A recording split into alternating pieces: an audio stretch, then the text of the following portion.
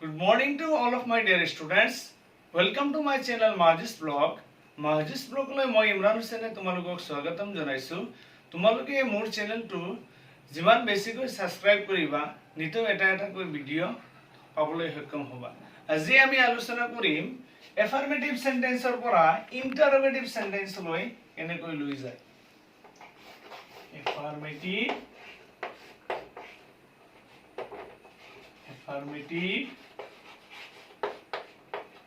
to interrogative.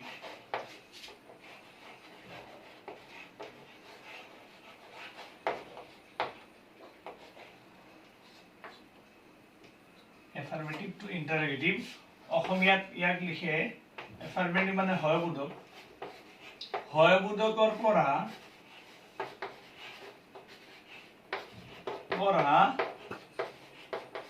প্ৰশ্নবোধকলৈ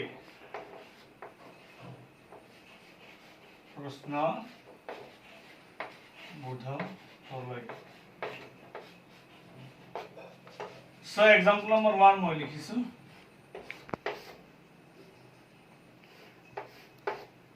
He is reading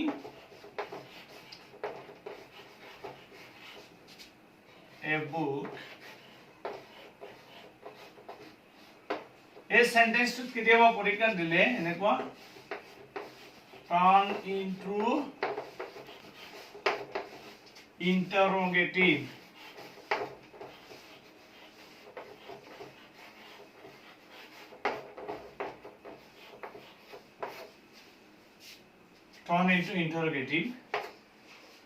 এতিয়া আমি ইন্টাৰগেটিভত কেনেকৈ লৈ যাম তোমালোকে চাই লোৱা ইয়াত এই সেন্টেন্সটোত অক্সিলাৰি ভাৰ্ব দিয়া আছে is কোনো এটা সেন্টেন্সত যদি অক্সিলাৰি ভাৰ্ব দিয়া থাকে সেই অক্সিলাৰি ভাৰ্বটো আমি যদি আগত আনো লাষ্টত ইন্টাৰগেশন চিনটো দি দিও সেইটো হৈ যাব ইন্টাৰগেটিভ ইয়াত আমি is টো আগত আনিছো ইয়াৰ পিছত বাকি যেনেকুৱা সেন্টেন্সৰ সেম লিখিম is he reading a book লাষ্টত কি দিম interrogation চিনটো এই চিনটো নিদিলে পৰীক্ষাত ভুল বুলি ধৰা হ'ব দিলো I am writing a letter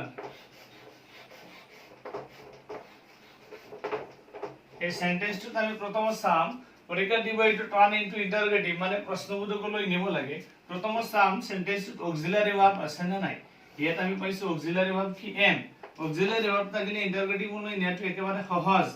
এতিয়া আমি am টো আগত আনিলম ইয়াৰ পিছত সাবজেক্ট দিটো আছে I writing বাকি সব যেনেকুৱা আছে সেম তেনেকৈ থাকিব am I writing a letter লাষ্টত আমাৰ কি দিব লাগিব ইন্টাৰগেশন চিনটো দিব লাগিব যদি ইন্টাৰগেশন চিনটো নিদিও তেতিয়া এইটো ভুল বুলি ধৰা হ'ব এক্সাম্পল নম্বৰ 3 মই লিখিলো they were playing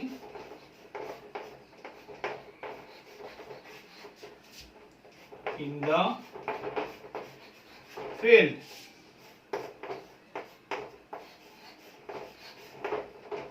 এই সেন্টেন্সত অক্সিলারি ভার্ব আছে না আছে নিচে আছে কি আছে were এই were অক্সিলারি ভার্ব আছে আমি were টো আগত আনিলাম বাকি যেনেকুৱা আছে তেনেকুৱা লিখিম were they playing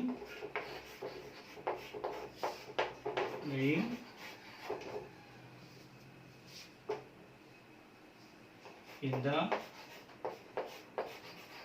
field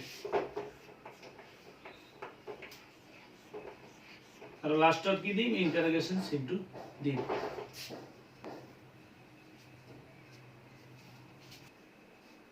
example number 4 লিখিলো I have done the sum এইটো নিব লাগে সাপোজ পৰীক্ষা দিলে টাৰ্ন ইনটু ইন্টাৰোগেটিভ তেতিয়া একেবাৰে সহজ অৰ্থত আমি যেনেকৈ আগৰ তিনিটা এক্সাম্পল কৰিছো ইয়াত অক্সিলাৰি ভাৰ্ব পালেও কি হেভ হেভটো আমি আগত আনি ললে হৈ যাব এইটো interrogative have I done the sum বাকি যেনেকুৱা আছে সেম সকলোখিনি সেম লিখিম এতিয়া 5 নম্বৰ এক্সাম্পলটো মই দি আছো সাপোজ অক্সিলাৰি ভাৰ্ব আমি সেন্টেন্সটো পোৱা নাই দিয়া আছে ধৰি লোৱা I eat rice এই সেন্টেন্সটোত কোনো অক্সিলাৰি ভাৰ্ব আছে নে নাই যেতিয়া কোনো সেন্টেন্সত অক্সিলাৰি ভাৰ্ব নাথাকে তেতিয়া আমি মেইন ভাৰ্বলৈ চাব লাগিব মেইন ভাৰ্ব মেইন ভাৰ্বটো দিয়া আছে eat আমি জানো যে সক্ৰিয় সহায়কাৰী ভাৰ্ব হৈছে তিনিটা হেগিটা হৈছে do did আৰু does যেতিয়া কোনো এটা সেন্টেন্সত অক্সিলাৰি ভাৰ্ব বাকি 21টা না থাকে তেতিয়া আমি এই তিনটা সহায়কাৰী সক্ৰিয় সহায়কাৰী ভাৰ্ব do did does ৰ সহায় লৈ আমি ইন্টাৰগেটিভ সেন্টেন্সলৈ পৰিৱৰ্তন কৰিব লাগিব এতিয়া সাপোজ ইয়াত দিয়া আছে eat eat টো হৈছে মূল ভাৰ্বৰ কোন ফৰ্ম প্ৰেজেন্ট ফৰ্ম যেতিয়া কোনো এটা সেন্টেন্সত অক্সিলাৰি ভাৰ্ব নাথাকে তেতিয়া আমি মূল ভাৰ্বটো চাম মূল ভাৰ্বটো যদি প্ৰেজেন্ট ফৰ্ম হয় আমি সক্ৰিয় সহায়কাৰী ভাৰ্ব do ইউজ কৰিম যদি মূল ভাৰ্বটো পাস্ট ফৰ্মত থাকে তেতিয়া আমি সক্ৰিয় সহায়কাৰী ভাৰ্ব did ইউজ কৰিম আৰু যদি মূল ভাৰ্বৰ লগত s বা es থাকে তেতিয়া আমি সক্ৰিয় সহায়কাৰী ভাৰ্ব does ব্যৱহাৰ কৰিম সো ইয়াত আমাক ইটো আমি জানো মূল ভাৰ্বৰ প্ৰেজেন্ট ফৰ্ম সেইকাৰণে আমি do ব্যৱহাৰ কৰি এইটো ইন্টাৰগেটিভ সেন্টেন্স লৈ যাম প্ৰথমত লিখিম আমি do পিছত যেনেকৈ আছে I eat rice এইটো লিখি আমি ইন্টাৰগেশন চিহ্ন দিম এইটো হৈ গল ইন্টাৰগেটিভ এতিয়া মই লিখিলো I saw a film in last week suppose I to পরীক্ষা দিলে turn into interrogative in last week তেতিয়া আমি প্ৰথম সাম সেন্টেন্সটো কোনো অক্সিলাৰি ভাৰ্ব আছে নে এই সেন্টেন্সত কোনো ধৰণৰ অক্সিলাৰি ভাৰ্ব নাই দুই নম্বৰত আমি সাম মূল ভাৰ্বটো কোন ফৰ্মত দি আছে সো এটো দি আছে পাস্ট ফৰ্ম সি ভাৰ্বৰ পাস্ট ফৰ্ম হল সো যেতিয়া পাস্ট ফৰ্মত পাম তেতিয়া আমি সক্ৰিয় সহায়কাৰী ভাৰ্ব did মূল ভাৰ্বৰ পাস্ট ফৰ্ম থাকাৰ কাৰণে আমি did ইউজ কৰিম আৰু ইন্টাৰগেটিভ সেন্টেন্সত do did does যিটো সক্ৰিয় সহায়কাৰী ভাৰ্ব আমি ব্যৱহাৰ কৰিম সেইটো সদায় আগত আহিব সেই কাৰণে আমি ইয়াত লিখিলো did পিছত সাবজেক্ট আমাৰ কি আছে did I তেতিয়া সৰ পাস্ট ফৰ্মটো ইয়াত ডিডত আহি যাব আৰু সৰটো অটোমেটিক্যালি হৈ যাব present form did I see a film in last week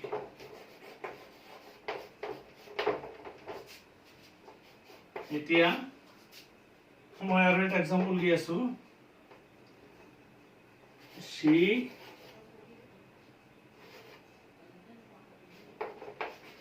sings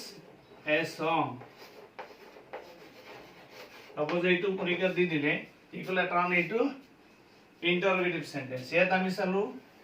অক্সিলাৰি verb আছে নে সেন্টেন্সত প্ৰথম চালো অক্সিলাৰি ভাৰ্ব আছে নে নাই তেতিয়া মূল ভাৰ্বটো চালো এ সিঙ্গল লগত যেহেতু দিয়া আছে s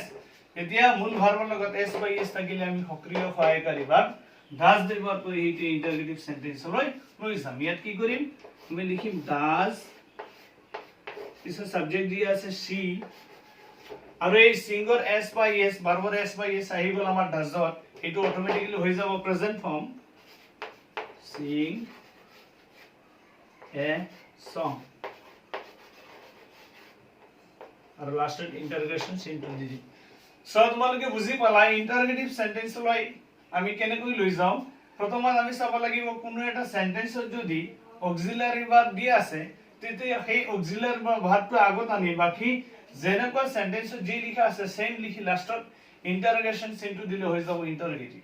কিন্তু যেতিয়া কোনো এটা সেন্টেন্সত অক্সিলাৰি ভাৰ্ব নাথাকে তেতিয়া আমি মূল ভাৰ্বটো কিনে চাব লাগিব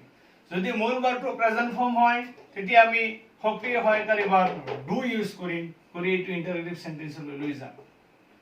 যদি মূল ভাৰ্বটো পাষ্ট ফৰ্মত দিয়া থাকে তেতিয়া আমি কি কৰিম সক্ৰিয় সহায়কাৰী ভাৰ্ব ডিড ইউজ কৰি এইটো ইন্টাৰগেটিভ সেন্টেন্সলৈ লৈ যাম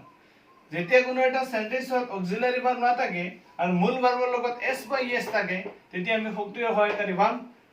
ডাজ ব্যৱহাৰ কৰি আমি এইটো ইন্টাৰগেটিভ সেন্টেন্সলৈ লৈ যাম ধন্যবাদ